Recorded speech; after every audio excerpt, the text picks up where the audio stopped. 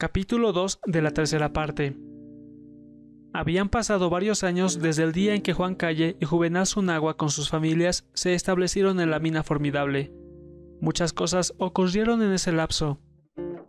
Hubo tiempo y épocas muy malas, pero al fin de cuentas no obtuvieron ningún progreso efectivo en sus vidas, hasta la llegada del profesor Lizarazu.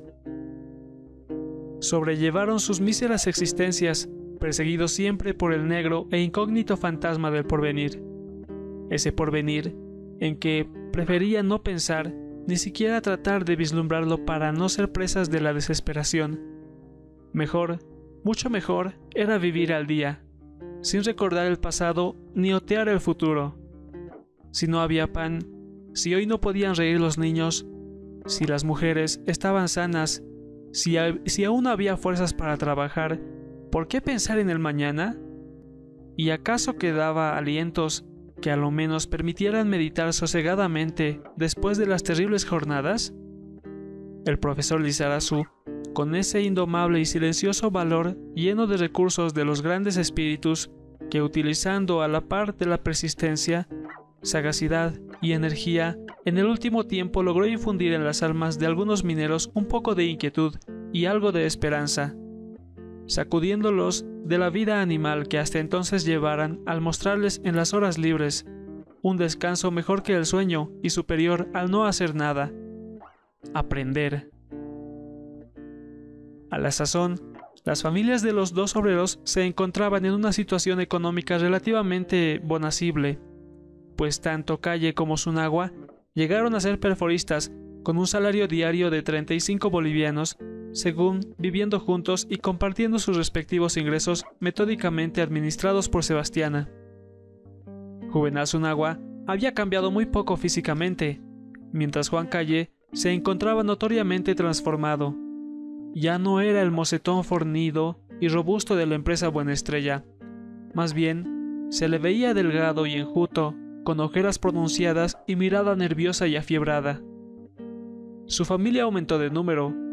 Fuera de Sebastiana, Donata y los dos niños mayores que ya eran chicuelos de 12 o 13 años, había 3 niños más. Y menos mal que el buen Dios dispuso llevarse a otros 4, aunque su bondad no llegó al extremo de no reponerlos cumplidamente año por año. Justina era ya joven y más locuela de lo que hubiera deseado su padre. Zunagua quería, con hondo y sosegado afecto, sin llegar a ofuscar su rectitud, pues era hombre lleno de ideas morales muy especiales y severas. La tarde del sábado suele ser muy agradable para los trabajadores porque lleva implícita la promesa de descanso dominical. Aquella vez, en la morada de Calle, mientras las mujeres se ocupaban de distintos quehaceres y los niños más pequeños jugaban en las piezas o fuera de la casa, Pedro y Pablo trabajaban afanosamente sus deberes escolares, el uno sentado sobre el umbral de la puerta y el otro echado de bruces en el suelo. De vez en cuando, uno y otro niño se preguntaban recíprocamente, al dudar algo, si había olvidado cierta parte de la lección. Pedrito, ¿cómo se conjuga el verbo caber? Yo quepo, tú cabes, él cabe, contestaba el aludido con cierto tonillo de superioridad que se transformaba humilde cuando luego tenía a su vez que interrogar. Pablito, ¿cómo se saca el área de un rectángulo? Multiplicando la base por la altura, respondía Pablo, contento de poder mostrar su mayor conocimiento en otra materia. Durante más de una hora, los muchachos, con inusitado tesón, escribieron las tareas, repasaron en voz alta la lección y se examinaron mutuamente. A medida que el tiempo pasaba, fue decayendo la aplicación de ambos chicos, hasta que, de común acuerdo, suspendieron el estudio para salir corriendo de la casa y encaminarse hacia una próxima pequeña explanada, donde encontraron a varios compañeros de su edad jugando al fútbol con una pintoresca pelota de trapo. Mala suerte no tener calzado para jugar fútbol, y peor suerte si entre jugadores del equipo contrario había algún mozalbete ensapatado. Pero ¿qué importaba? Para algo los pies se habían curtido luengos años de caminar descalzos. Para algo estaban encallecidos y duros como piedras. Para algo se habían fortalecido con el frío de la intemperie. Briosas resultaban las partidas de los muchachos. Los contendores eran alumnos de quinto y sexto curso de la escuela y se diría que el destino de cada grupo se jugaba en esos encuentros, dado el ardor que los niños ponían en la lucha. A veces terminaba el partido de fútbol en una pelea general, con ojos amoratados, heridas, llantos y amenazas, pero generalmente los incidentes no pasaban de las palabras y después de breves discusiones se reanudaban la partida con más calor y entusiasmo que antes. Ah, si pudieran conseguir una auténtica pelota con bladder de goma y de forro de cuero, en vez de esa menguada bola de trapo que exigía constantes arreglos interrumpiendo el juego a cada momento y que a veces, en lo mejor de la lucha, resultaba despanzurrada. Bah, era preferible conformarse con lo que había y no pedir caramelos a la luna. Todos los sábados por la tarde jugaban hasta quedar rendidos o hasta deshacer la pelota. Lo uno y lo otro sucedió en aquella ocasión. Cuando ya estaban cansados, un puntapié fuerte reventó la bola, dividiéndola en muchos pedazos de trapo de distinto color y tamaño. Resignados con el inevitable final del juego, los chicos regresaron a sus casas. En el tugurio que les servía de vivienda, descansaban sentadas en el suelo Sebastiana, Donata y Justina, mientras en el fogón hervía la agua de Jancaquipa, despidiendo su penetrante olor característico. Los hombres aún no habían llegado del trabajo y languidecía la charla de las mujeres. Pablo, al ver a uno de sus hermanos menores jugando escoja delante de la casucha, se olvidó del cansancio que rato antes le invadiera e intervino satisfecho en el juego de la pata coja. Con aspecto extenuado, Pedro entró en la casa, saludó monosilábicamente a las mujeres y se tiró al suelo, completamente rendido. Al verlo, cuchichearon algo las mayores, ahogando sus palabras en risas contenidas. El chico, sintiéndose aludido, se incorporó con viveza. ¿De qué se ríen, mamay?, preguntó intrigado. De nada, échate nomás, repuso sonriente Sebastiana. ¿No te estás olvidando alguna cosa? Donata trató de orientarle. Cállate, cortó la vieja, que descanse nomás. Ah, exclamó el pequeño dándose cuenta de la situación. Luego, acercándose a Sebastiana, le señaló con el dedo inquisitorialmente. Así que querías hacerme olvidar, pero estaba acordándome y solo deseaba descansar un ratito. Después, entregando a la anciana un sucio y deshojado silabario, con ceño fruncido, aire doctoral y estudiada sequedad, ordenó: Tu lección, mamay. No he estudiado, Pedrito, se disculpó ella, con una dulce sonrisa en los labios. El niño, que por lo visto había tomado muy en serio su papel de profesor, sentándose al lado de la madre, le reprendió con atisbo de broma. No debes ser tan floja, mamay, así nunca podrás aprender. Ahora vas a estudiar conmigo. Tengo flojera, hijo. Más bien, ¿por qué no te vas a jugar escojita con tus hermanos? No, vas a estudiar. ¿Otro día, bueno? No, ahora, repuso el niño sin ceder. Visiblemente Sebastiana no tenía ganas de dar la lección. Al principio había aceptado la idea de aprender a leer con satisfacción, sino también con una pequeña llamada de entusiasmo. Pero cuando su cerebro de 55 años, jamás acostumbrado a la disciplina del estudio, tropezó con las primeras dificultades, se sintió invadida por el desaliento y habría dejado mucho tiempo a su antiguo deseo de aprender, a no mediar la tenacidad de este bribonzuelo de Pedro, que no cejaba en su empeño de alfabetizar a la anciana madre. Ya soy vieja para aprender, Pedrito. Trató de defenderse una vez más. Cuando de chicos no se aprende a conocer las letras, de viejos ya no se puede. Se puede, replicó el muchacho. El señor Lizarazu dice que siempre se puede y que nunca es tarde para empezar. Tú también aprenderás. Como hasta ahora ya has progresado mucho, Hace pocas semanas no podías distinguir ninguna letra. La mujer no contestó. Más que convencida por los argumentos del hijo, se dio por darle gusto y con visible desgano empezó a deletrear. A medida que iba leyendo, adquiría mayor interés, aumentaba su atención por el estudio y, absorta en los moldes del manual de lectura, fue aprendiendo la noción de las cosas que les rodeaban. Donata, entretanto, soplaba el fuego de la hornilla y Justina, aprovechando la circunstancia de sentirse inadvertida, con sonrisa maliciosa y sin desprender la vista de las otras mujeres para no ser sorprendida, se deslizó sigilosamente fuera de la casa. La mula de papá es mala. El pato come y nada. Trabajosamente siguió leyendo Sebastiana con voz insegura, en tanto Pedro apuntaba con el índice la próxima palabra. La mula come paja.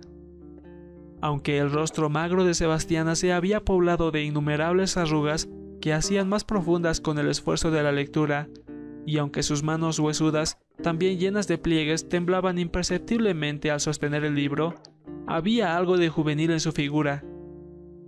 Se diría que su organismo físico había envejecido, pero que una fuerza interior le infundía vitalidad. Su cuerpo delgado y enjuto se mantenía erguido, su cabellera negra sin una sola cana. Su mirada continuaba siendo sencilla como una estrella y profunda como un abismo. La oveja come pasto. La vaca de mi mamá. Pedro, pendiente de la lectura, parecía contener la respiración, como si con ello pudiera ayudar a la mujer en su afán de no equivocarse. Cuando erraba Sebastiana, el chico corregía con voz muy queda, no queriendo ofender a la mujer. Curioso rapazuelo, que a la inversa de su madre, y acaso por ser el fruto de un amor senil, tenía la envoltura carnal de un niño y el espíritu de un adulto. Papá, toma el vaso. Mamá, tiene 2 vacas, concluyó Sebastiana, agregando: ya he estudiado bastante, maestroy. Lo has hecho muy bien, mamay, contestó Pedro, alentando a su madre con una sonrisa y una palmada en el hombro. Si sigues así, pronto leerás de corrido. Y cuando el niño se alejaba para guardar el libro, la madre lo bañó con una mirada de ternura. Al poco rato, llegó del trabajo Juan Calle y Juvenal Zunagua, ambos con la laxitud producida por el cansancio, si bien Juan Calle parecía mucho más extenuado que su acompañante. Buenas tardes, saludaron los 2 mineros. Luego, Zunagua, examinando la alcoba, preguntó adustamente: ¿y la Justina? Ha salido un ratito, la disculpó Donata, percatándose solo en ese momento de que la muchacha se encontraba ausente. Otra vez esa himilla, gruñó de mal talante el hombre mientras salía de la casa con paso resuelto. No debían haberla dejado salir, reprochó Calle, a tiempo que se sentaba sobre unos cueros. Hoy mismo, el Cochapuri y el Solís le han llenado de cuentos la cabeza al Juvenal, que llegó furiosa contra la Justina. Está calincha la himilla, se escapa a cualquier rato que nos descuida, se lamentó Sebastiana moviendo la cabeza. Después trató de disculparla. La chica es buena, pero está en la edad peligrosa. Tómala al agua, dijo Donata, entregando a su marido una escudilla colmada. Enseguida sirvió otros platos que fue pasando a su madre y a los chicos que llegaban. El Pérez la está inquietando mucho, apuntó Sebastiana después de una larga pausa en que solo se oyó el ruido de sorber la comida. Calle desvió la conversación. ¿Cómo les ha ido en la escuela, Pablito? Bien, papay, repuso el aludido. El señor Lizarazu nos ha dicho que ya ha hablado contigo para que al año vayamos a Oruro con objeto de cursar la secundaria. Sí, tienen que ir, afirmó Calle. ¿Y tú, Pedrito, sigues queriendo ser maestro de escuela? Sí, papay. Ambos niños daban a Calle el tratamiento de padre y posiblemente Ni uno ni otro abrigaban la menor sospecha de que ningún vínculo de sangre les unía con ese hombre, siempre tan paternal con ellos. Por su parte, Calle amaba sinceramente a los muchachos sin hacer preferencia por sus propios hijos. Al contrario, y sobre todo, en el último tiempo, había encontrado en Pedro y Pablo dos despiertos camaradas, cuya conversación les resultaba especialmente grata. «Sí, Pedrito», reanudó la charla el minero después de concluir la comida. «Tienes que ser profesor. El señor Lizarazu cree que posees vocación, pero tendrás que ser como él, un profesor para los indios, que son los que más necesitan aprender». «Sí, papay», repitió Pedrito avergonzado al sentirse objeto de la conversación. «Tienes que serlo, hijo, un profesor indio para enseñar a los indios.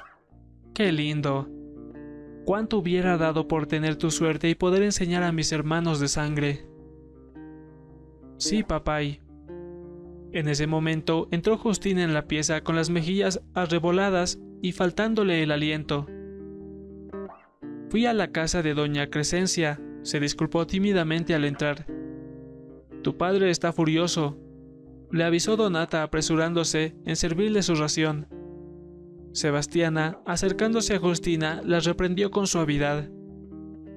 «Estás calincheando mucho y te puede pasar una desgracia. ¿No consideras a tu padre, que se desvive por ti y sueña con tener una hija buena que le sirva de consuelo en sus últimos días?»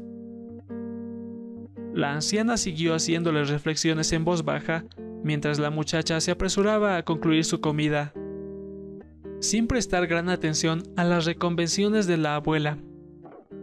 «¿Y tú, Pablito, qué quisieras ser cuando llegues a ser grande?», interrogó Calle al otro niño. El chico mostró abiertamente 2 hileras blancas de sus dientes. «Yo quiero ser minero como tú, papay», contestó con resolución. Juan Calle hizo un gesto de desagrado. «No, no», le dijo. «Es el peor trabajo, Pablito. Tienes que buscar otra cosa.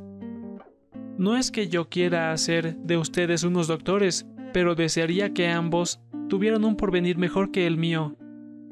Para ti, por ejemplo, yo quisiera un oficio que pueda darte cierta independencia, algo así como mecánica, carpintería u otro, que sumado a tu educación pueda convertirte en un trabajador libre, honrado y decente».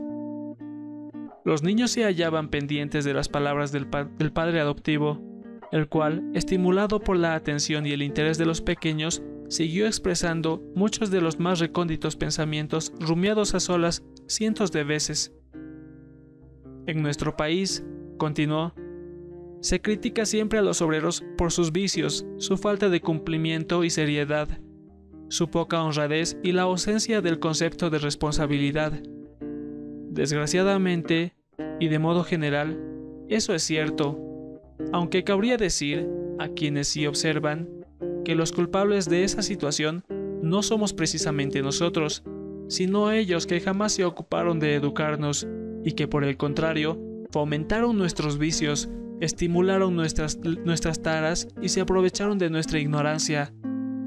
Pero si ellos no se preocupan, debemos educarnos nosotros. Por eso me empeño tanto en que tú, Pedrito, seas maestro de obreros y tú, Pablo, ejemplo de obreros». Calle encendió un cigarro y siguió hablando a los muchachos. «Dicen que somos borrachos, y en su despótico cinismo llegan a afirmar que no nos aumentan los salarios, pues si tal hicieran, gastaríamos todo el aumento en alcohol. Yo quisiera preguntarles, ¿quién les pide cuentas cuando gastan sus ingresos en el juego, en mujeres, en autos o en lo que les da la gana? Tratan más bien de justificar la explotación del trabajo de los indios en la propia desgracia de esos, que es el vicio. Pero evidentemente, una de nuestras peores taras es el alcoholismo.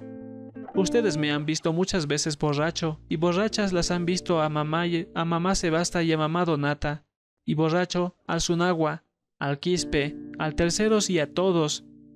Nosotros nos emborrachamos por ignorantes, porque cuando empezamos a agarrar el vicio desconocíamos sus dañosos efectos, creyendo que nos daba fuerzas, que la chicha nos volvía valientes, y el alcohol mataba nuestras penas. Ustedes, yendo a la escuela y teniendo un buen profesor, ya saben desde tiernos. ¡Justina!, rugió más que llamó con voz cavernosa Juvenal Zunagua entrando en la casa. «Tatay», la aludida contestó temblorosa. «Ven», ordenó el hombre. Después, señalándole el paquete que traía debajo del brazo, añadió con acento enigmático: «Te estoy trayendo este regalito». La joven, con la inquietud dibujada en el rostro, no sabía si alegrarse o no, hasta que finalmente dejó de atisbar la mueca de una sonrisa forzada. El hombre deshizo el paquete, extrajo de él un formidable rebenque y blandiéndola con furia la increpó: «¿Crees que te vas a burlar de mí, milla perversa? ¿Crees que no puedo enderezarte, grandísima cochina? ¿Piensas que me estás metiendo los dedos a la boca porque hasta ahora no te he dado tu merecido?» «Cálmate, don Zunagua», dijo Sebastiana, imponiéndose entre el padre y la hija. «La Justina ya me ha prometido corregirse». «No, mamá Sebasta», repuso Zunagua. «Cada vez nos promete corregirse y siempre anda peor. Primero se metió con el Sailita. Yo no dije nada porque al fin y al cabo las mujeres necesitan un compañero. ¿Pero qué hizo ella? Se aburrió del Sailita y empezó a calinchear con el Quinteros, y después con el Puma. Y es casado, y cuya mujer anda diciendo que los había sorprendido en la lomita. Y por último, se mete con ese perdido del Pérez, que se le había llevado 2 noches a su cuarto. Está bien que una mujer tenga un hombre, pero solo las perras están cambiando de macho cada día. Entra al cuarto, Justina». «Perdónala nomás, don Zunagua», imploró Sebastiana. «No», vociferó el hombre fuera de sí, y eludiendo a la vieja Ari, agarró a su hija del hombro, empujándola con fiera torpeza a la otra alcoba. Vivamente se incorporó Juan Calle pidiendo a su vez: «Cálmate, Juvenal». Sebastián y Donata, pendientes de los hombres, uno de los chicos empezó a llorar, mientras los demás, con las caritas asustadas, presenciaban atónitos la escena. La cólera del viejo Zunagua iba aumentando con la intervención de Sebastiana y Calle. Miró a este de hito en hito y con voz bronca le interrogó: «¿Tengo o no derecho a castigar a mi hija? ¿Yo me meto en tus asuntos cuando castigas a tus hijos o pegas a tu mujer? Es que tú estás furioso, Juvenal, y puedes propasarte. Cuando se castiga es mejor estar sin rabia», repuso con calma el interpelado. «Yo sabré cómo castigar a mi hija», dijo el viejo, dando un violento empellón a Calle, que le hizo dar traspiés.